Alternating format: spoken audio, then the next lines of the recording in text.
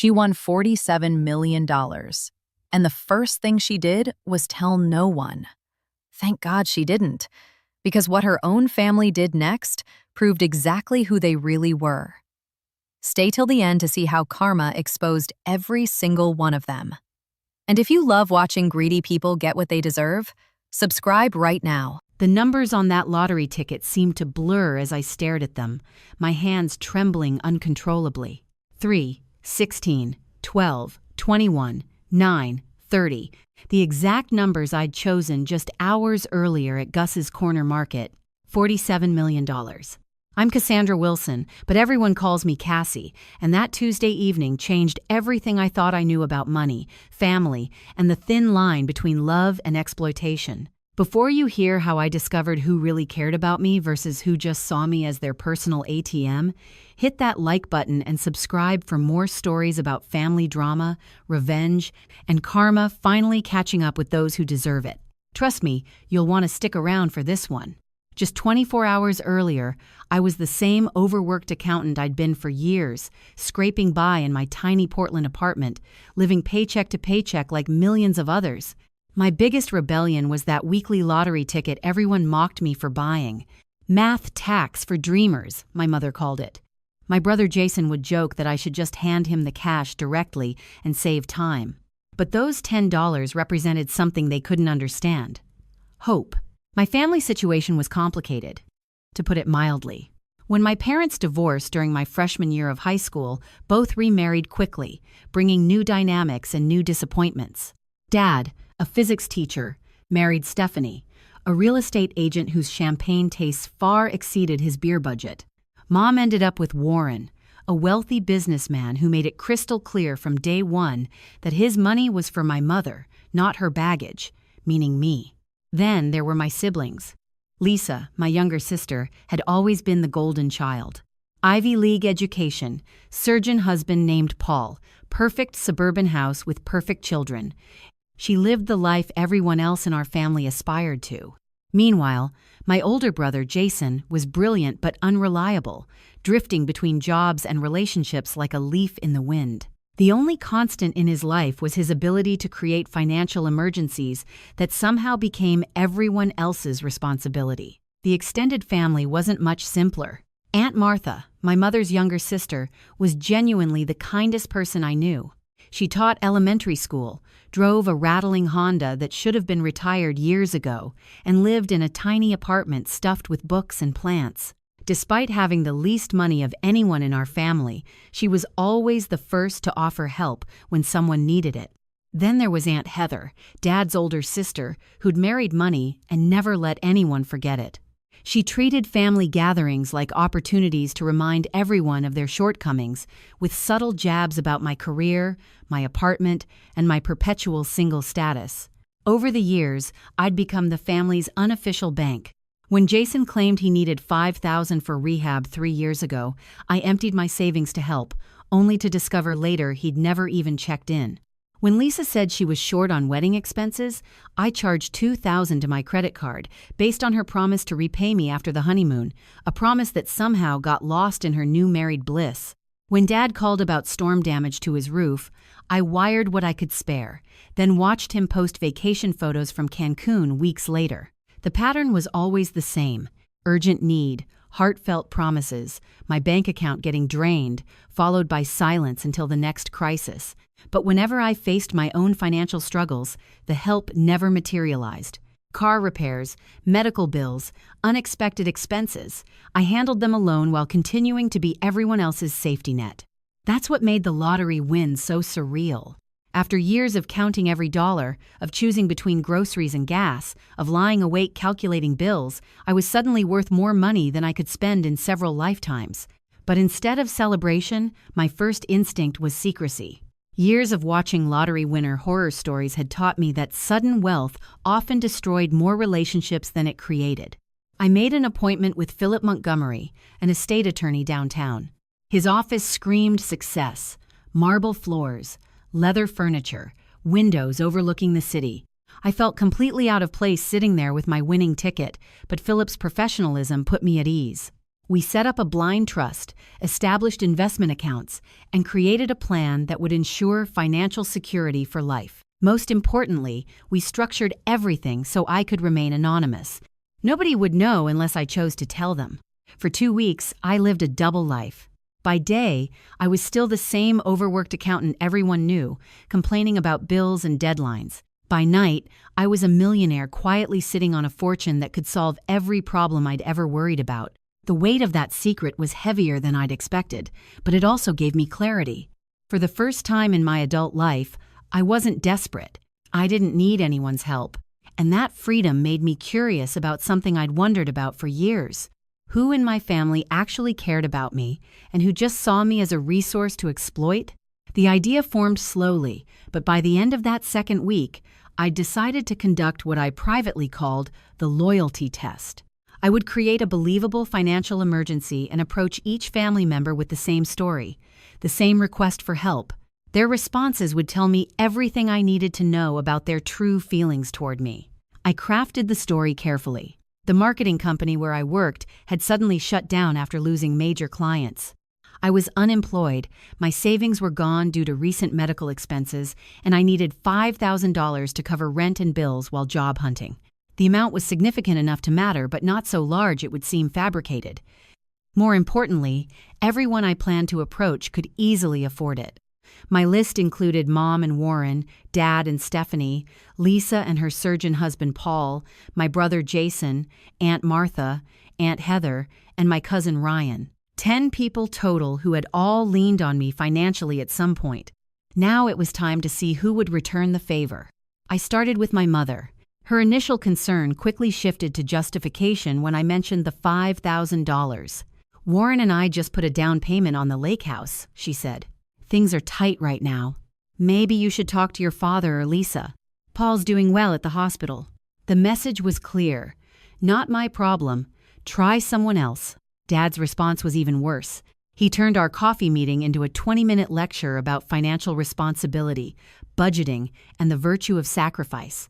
He never once offered to help, instead explaining that touching his retirement funds would be irresponsible and that hitting bottom would build character.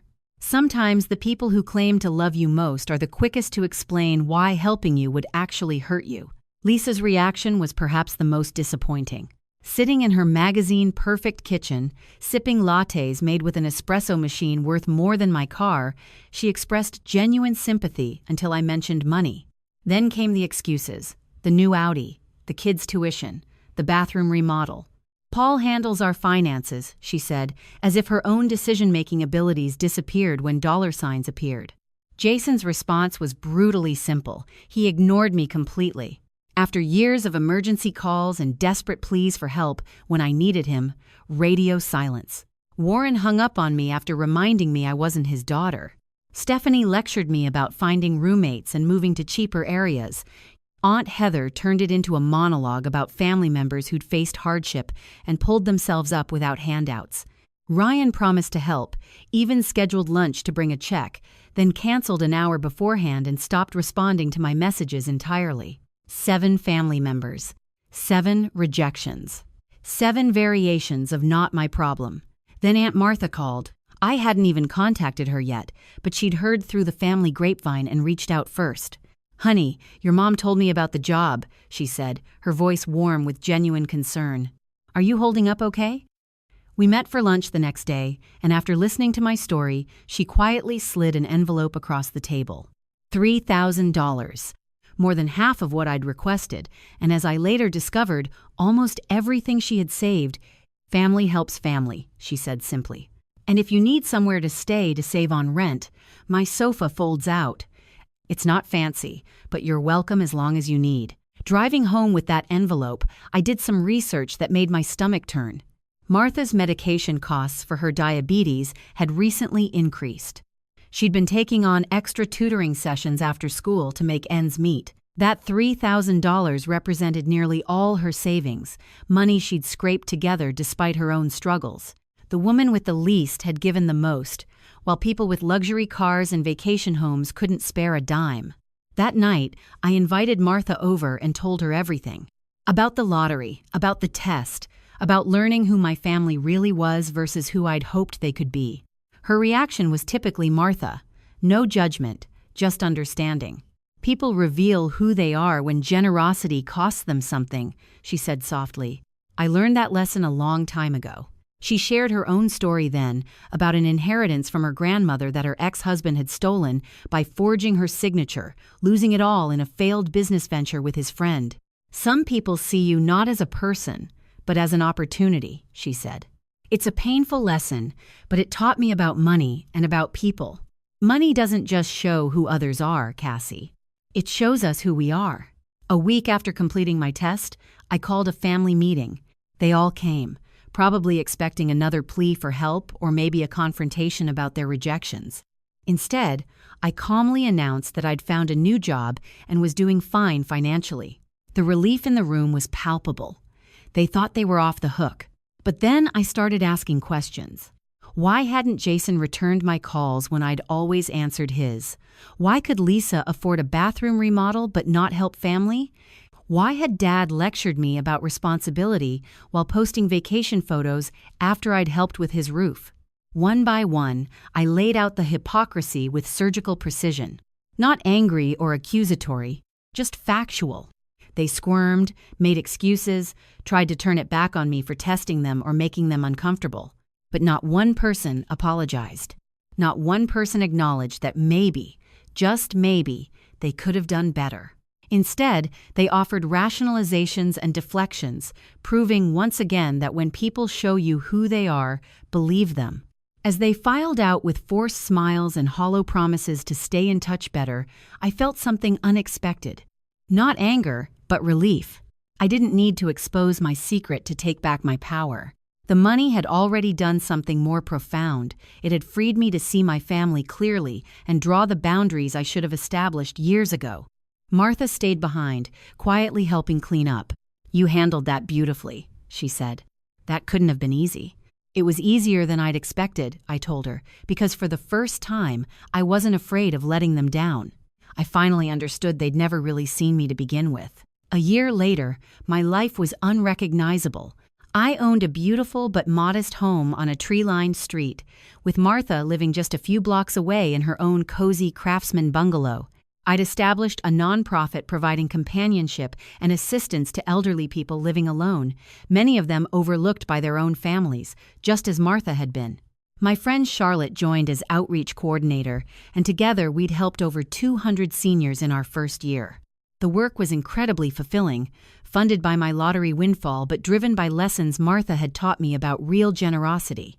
My family still had no idea about the money. To them, I was simply successful in my new career. We maintained polite distance, holiday calls, birthday texts, the occasional strained visit. But the illusion of closeness was gone, and with it, much of the pain. There were moments when I quietly helped from the shadows. When Dad had a heart attack and faced steep medical bills, an anonymous donation appeared through the hospital's patient assistance program. When Ryan finally entered gambling addiction treatment, mysterious funding covered his rehab costs. They never knew it was me, and I preferred it that way. Compassion didn't require recognition or relationship. The most profound change wasn't in how much money I had, but in how I understood my own worth. Before the lottery, I'd tied my value to what I could give, mistaking self-sacrifice for love and generosity for belonging. The truth was simpler and kinder. Real love gives freely, but also respects boundaries. It doesn't demand repayment or confuse dependence with devotion. Martha had shown me that the people who truly belong in your life aren't the ones who appear when you have plenty to give, but the ones who remain when all you can offer is yourself. The lottery hadn't bought me happiness or fixed old wounds. It had given me something more valuable, the freedom to see clearly, choose intentionally, and live honestly. Sitting on Martha's porch one evening, watching the sunset paint the sky gold and violet, she spoke quietly. You know what amazes me? How different everything could have been if you'd told them about the lottery from the start. I nodded, imagining that alternate reality where they would have been attentive and affectionate, maybe even doting. And you'd never have known what was genuine, Martha replied. That knowledge, painful as it was, gave you freedom. She was absolutely right. The experiment had stripped away illusion, showing me who truly belonged in my life versus who merely occupied space in it. The money hadn't changed anyone. It had simply shone a light on their true nature, revealing what had always been there beneath the surface of family obligation and social pleasantries. My world now was richer in ways that transcended wealth. Purpose through my foundation, genuine closeness with Martha and Charlotte, and a grounded sense of self-worth that no outside approval could shake. Most importantly, I had peace, the kind that comes when you stop chasing validation from people incapable of giving it. The financial fear that had haunted me for years was gone, but so was the constant ache to be seen and loved by those who only valued what I could provide. I'd finally built a life guided by principle rather than insecurity, surrounded by people who loved me for who I was rather than what I could do for them. As darkness settled over the neighborhood and Martha and I prepared to head inside, I reflected on the journey that brought me here. From the shock of those winning numbers to the sting of family disappointment to the quiet joy of turning windfall into meaning, the lottery had indeed changed my life, just not in ways I'd once imagined. The most valuable thing I'd gained couldn't be measured in dollars. It was understanding that loyalty isn't tested in moments of abundance, but in times of need. That family isn't defined by blood, but by behavior. That sometimes the greatest gift money can give isn't what it buys, but what it reveals about the people around you and ultimately about yourself. If you've ever questioned someone's true intentions or wondered who would really be there when you needed them most, you understand the courage it takes to discover those answers. Sometimes the truth hurts, but it also liberates. And sometimes, just sometimes, it leads you to the people who were genuinely worth knowing all along.